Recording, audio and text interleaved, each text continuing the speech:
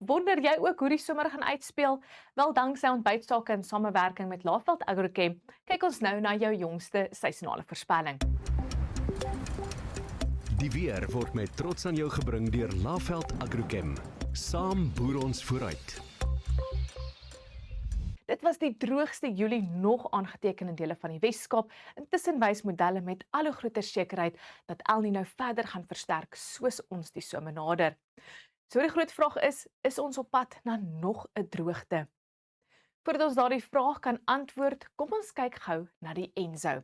Soos ons weet, is El Niño reeds goed gevestig en volgens NOAA is daar 'n 97% kans dat dit tot vroeg in 2027 sal voortduur. Die jongste Julie opdatering wys ook op 'n 81% kans dat El Niño gedurende Oktober tot Desember baie sterk kan word, moontlik 'n super El Niño. Alhoewel niks gewaarborg is nie, neem ons vertroue toe dat dit een van die sterkste El Niño gebeurtenisse van die afgelope dekades kan wees. Die seisonale modelle stem grootliks saam dat daar van Oktober tot Desember groter kans op ondergemiddelde reënval oor dele van die somerreënvalgebied is, met uitsonderings oor die verre ooste en dele van die verre weste. Wanneer dit egter by lente kom, verskil die modelle nog. Die Suid-Afrikaanse Weerdiens dui op 'n natter begin aan lente vir sommige gebiede oor die binneland en die noorde, terwyl die Universiteit van Pretoria reeds 'n droër scenario wys. Waaroor die modelle wel baie goed saamstem is temperatuur. Een van die duidelikste seine van El Niño is bogemiddelde temperature en daarom het ons hoë vertroue dat hierdie somer warmer as normaal gaan wees. En ons weet 'n warmer somer beteken gewoonlik ook meer gereelde en meer intense hittegolwe.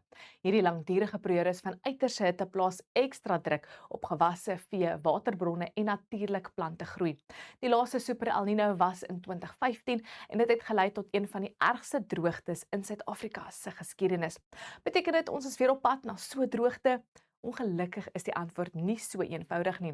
Hoewel El Niño die risiko van 'n droë somer verhoog, bly reënval een van die moeilikste dinge om maande vooruit te voorspel.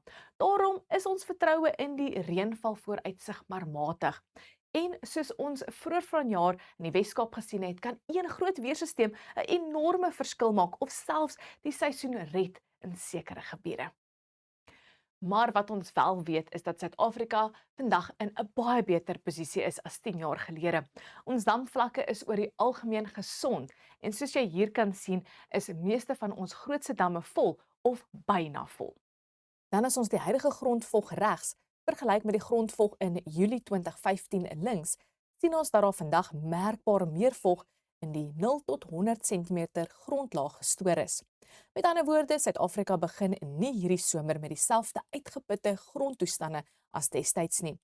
Hierdie waterbuffer is goeie nuus vir plantegroei, gewasse en die landbou. So wat moet jy uit vandag onthou? Dat El Niño gaan waarskynlik verder versterk en 'n warmer as normale somer is baie waarskynlik met meer gereelde en intense hittegolwe en ons weet met meer hitte kan dit ook lei na ewige storms wat gepaard gaan met swaar reën en haal. Die goeie nuus, ons waterbronne en grondvog is tans in 'n baie beter toestand as voor die 2015 droogte en huidige voorspellings dui ook daarop dat El Niño waarskynlik weer gedurende 2027 sal begin verswak. Maar dit bly altyd beter om vir die ergste voor te berei en dan dankbaar te wees as die seisoen uiteindelik beter uitdraai as wat verwag is.